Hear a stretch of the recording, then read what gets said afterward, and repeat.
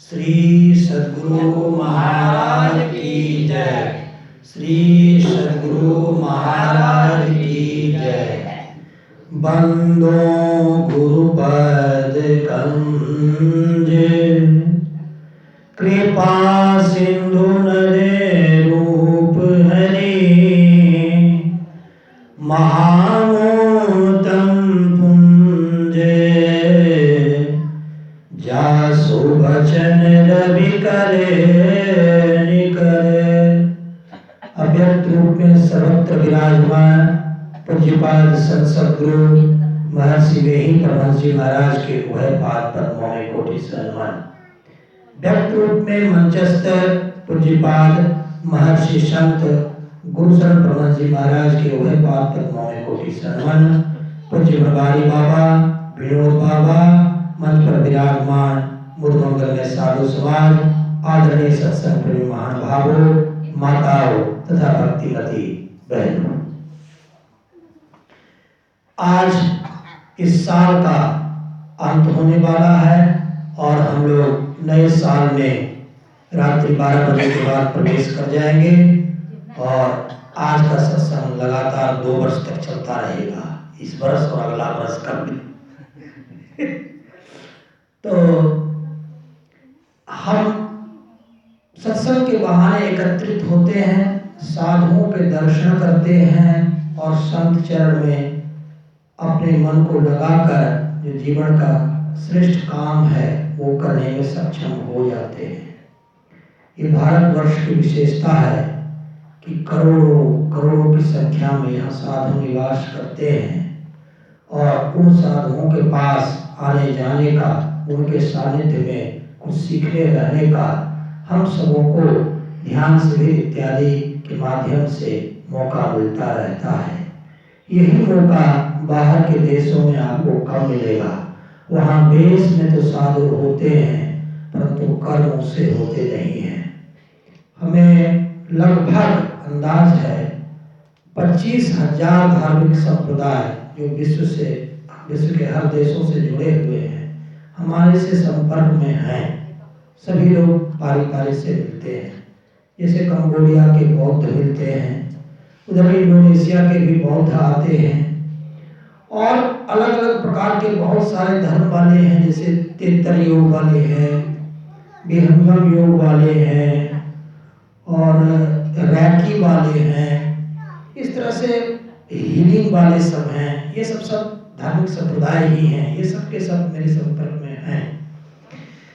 तो अच्छी बात है, विश्व में हर धर्म के लोगों से मिलने जुलने में अच्छा लगता है, परंतु जो शांति और जो सुख संतमत के साधुओं के चरण में मुझे मिलता है वो कहीं और नहीं मिलता। यही कारण है कि लगभग 50-60 आश्रम लोगों ने मुझे डोनेशन दिए थे, दान किए थे। मुझे कहीं अच्छा नहीं लगा, मैंने सबको वापस कर डाला। एक अच्छा लगता है वो है सिद्धपीठ कुप्पा घाट, वहाँ किसी ने नहीं दिया तो मैं अब अपने से बनवाऊंगा। तो अपने संतमत में जो गुरु महाराज के पास जो ध्यान ज्ञान है, आज तक धरती पर हमें कहीं किसी ने वैसा सिखाया नहीं, कहीं नहीं। और बहुत सारे धर्म हैं धरती पर, परंतु वो छोटे छोटे धर्म हैं। थोड़ा सा धर्म करते हैं फिर पूर्णता को प्राप्त नहीं करते, किसी देवी देवता की उपासना कर रहे हैं।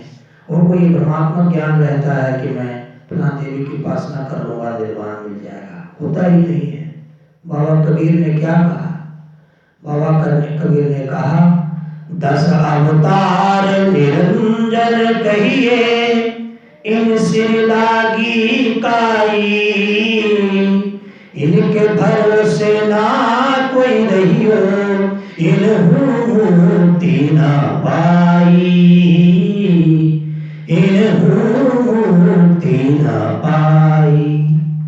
आप अवतारों और देवी देवताओं के चक्कर में रहेंगे तो खुद ही निर्वाण प्राप्त नहीं किया, आपको क्या कराएंगे? ये कबीर बाबा कह रहे हैं, हम नहीं करे, कबीर बाबा कह रहे हैं। कोई एक बड़ा धार्मिक संप्रदाय है, वो लक्ष्मी माँ की उपासना करता है, लक्ष्मी महायज्ञ करता है। कहता है कि उससे संसार में समृद्धि के लिए पैसे मिलते हैं, और लक्ष्मी का जो दूसरा रूप है वो निर्वाण दात्री है। परंतु हमारे कबीर बाबा तो कहते हैं कि किसी देवी देवता ने निर्वाण प्राप्त किया ही नहीं, तो किस हिसाब से लक्ष्मी आपको निर्वाण देगी? लक्ष्मी को पहले खुद निर्वाण हुआ है? कबीर बाबा तो कहेंगे कि नहीं हुआ है। तो कुछ भ्रमात्मक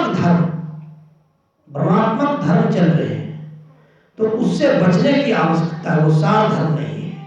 एक बार ओशो संप्रदाय के लगभग 100 देशों में सेंटर चलते हैं। हमारा ख्याल है लगभग 30-40 देश के लोग हमसे जुड़े हैं, मिलते जुलते हैं, बात करते हैं फोन से। तो ओशो संप्रदाय के जो पुराने महात्मा हो गए, बहुत दिनों से वहां ध्यान साधना करते हैं, वो सब के सब निराश हो गए। अब हमको फोन करते हैं कि बाबा था तो मैं उस संप्रदाय में शांति नहीं मिली, आपसे दीक्षा लेकर सीखूंगा। हम ये नहीं कहते कि ओशो भगवान नहीं थे, भगवान थे ओशो, परंतु भगवान होना सब कुछ होना नहीं होता है। अपने संतमत में जो अंधकार मंडल से प्रकाश मंडल में प्रविष्ट कर गए होते हैं उसको भगवान कहते हैं। फिर प्रकाश मंडल से जो शब्द मंडल में प्रविष्ट कर गए होते हैं और बहुत दिन तक शब्द मंडल में शब्द श्रवण करते रहते हैं उसको ईश्वर कहते हैं।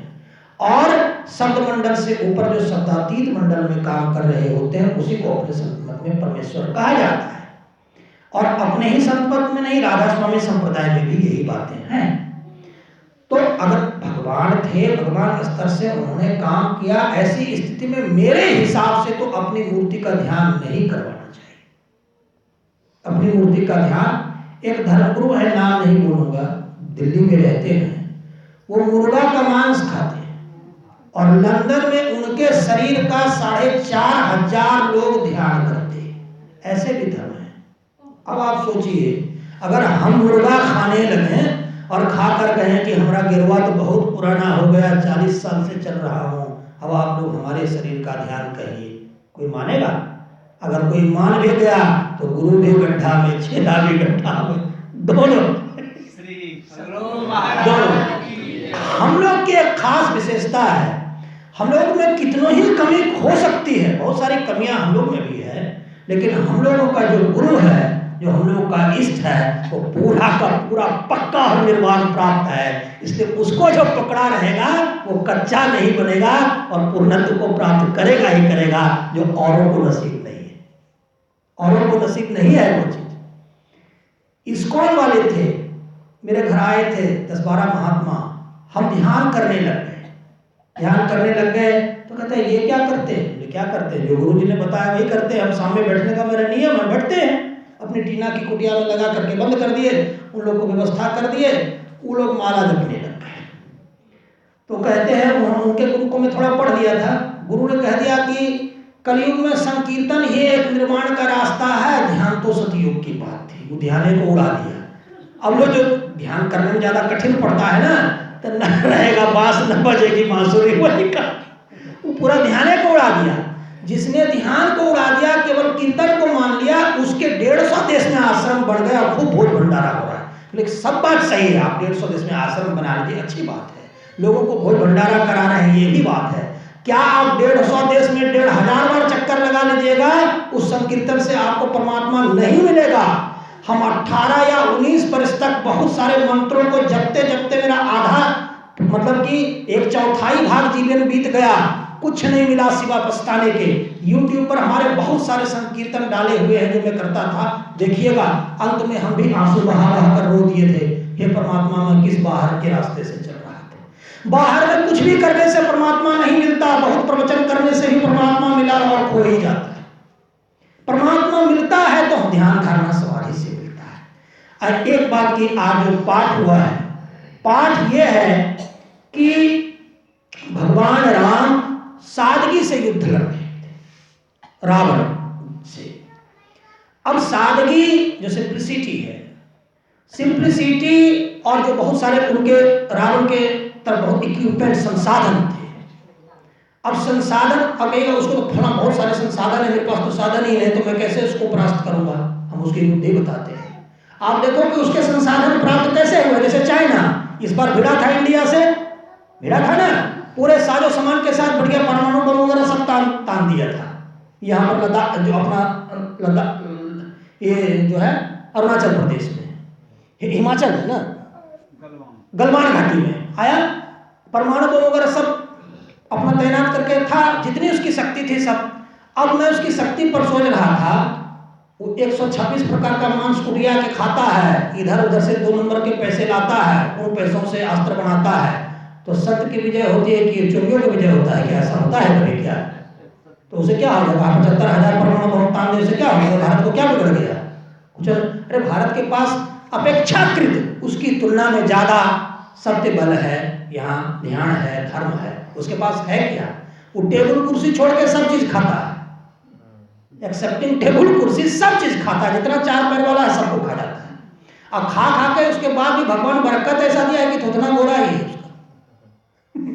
अब गलत अस्त्रों से, रावण के पास संसाधन तो थे, तो क्या वो संसाधन सही तरीके से उसने प्राप्त किए थे क्या? तो सही तरीके से प्राप्त किए थे तो क्यों उसे डरते हैं? हम देखते हैं जैसे शत्रु पक्ष में बहुत संसाधन है, परंतु 2 नंबर के तरीके से अगर वो प्राप्त कर लिया है तो उसको आप सत्य और योग और इत्यादि से आप उठाकर बजा सकते हैं। इसलिए संसाधनों से मत डरिए। आज की शिक्षा यही थी। राम भगवान कहाँ रावण से डर गए? उन्होंने कहा कि हमारे पास सत्य है, धर्म है इत्यादि बहुत सारे आपने इस पाठ में सुने, बाबा भी बहुत व्याख्या किए थे उसका, है ना। तो इन अस्त्रों की सहायता से हम बहुत आगे बढ़ सकते हैं। गांधी जी कहा करते थे, कोई भी चाहे देश हो या समाज हो या पूरा विश्व हो, असत्य के रास्ते से जो भी चलेगा उसका विनाश होगा। लेकिन यही है कि वो अंत में विनाश होता है, शुरू में नहीं होता है। सत्य के रास्ते से आप जाएंगे, हाँ अंत में विनाश होता है, शुरू में सत्य की विजय, अंत में सत्य की विजय होती है, प्रारंभ और मध्य में नहीं होती है। और सत्य के हर राही को आपको पता नहीं है। मैंने बाबा से कहा कि मैं बाबा कुप्पा घाट में आश्रम बनाना चाहता हूँ, बगल में हमको 5 करोड़ का ऑफर लेके आया था, हमने उसको ठुकरा दिया। हम नाम पूरा नहीं बताएंगे, इधर उधर से पैसे कमा के लाता था हमने कि जो भी समाधि है वो भी मेरी खत्म हो जाएगी, और वही पैसे के लिए अब मुझे परेशानी हो रही है। अगर मैं असत्य का राही होता तो तुरंत ले लेता, अगर असत्य के रास्ते पर चलते होते तो जैसे 5 करोड़ देता रहे, बड़ा माल है चलो रख लो, ऐसा तो नहीं किया। तो हम सत्य के राही हैं, सत्य के रास्ते पर आपको कठिनाई भी होगी परंतु अंत में विजय होता है, और असत्य के रास्ते पर शुरू में आपको आराम होगा परंतु अंत में आपकी हार हो जाएगी। यही सत्य और असत्य है। आज का जो पाठ हुआ उसके बारे में महात्मा गांधी भी उस पाठ का अनुसरण जीवन में करते थे। महात्मा गांधी के बारे में एक जगह लिखा था, इस सादगी पे कौन ना मर जाए ऐ खुदा, लड़ते हैं और हाथ में तलवार भी नहीं। हाथ में तलवार लेकर तो कायर लड़ते हैं, जो योगी होता है, महायोगी होता है, उसके पास यौगिक शक्तियां होती है और उसकी शक्तियां दूसरे के ही तलवार को उसी के शरीर पर वार कर देगी। भगवान कृष्ण को मैंने देखा था, एक ब्राह्मण था, पूरी कथा तो याद नहीं है, उस ब्राह्मण को उसके सानिध्य में आए, वो ब्राह्मण भगवान कृष्ण के घर से उन्हीं की योग की शक्ति के कारण कुछ सामान चुरा लिया और उसी चोरी के जुर्म में भगवान कृष्ण ने उसको दंडित कर दिया। ये कैसे हुआ? भगवान कृष्ण की योग की शक्ति से हुआ। जिसमें योग बल है, सत्य बल है, ध्यान बल है, वो किसी को भी पराजित कर सकता है, उसके सारे संसाधनों को खत्म कर सकता है, कुछ भी उससे डरना नहीं है। मुझमें धर्म है, ध्यान है, तो क्यों डरेंगे हम किसी से? मरने से भी नहीं डरेंगे। युधिष्ठिर जी महाराज थे, कहाँ किसी से डर गए?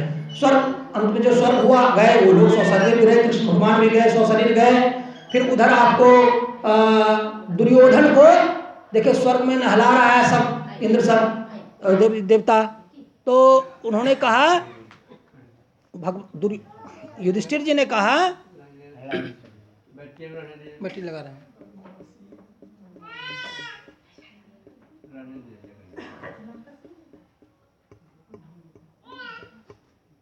बट्टी ठीक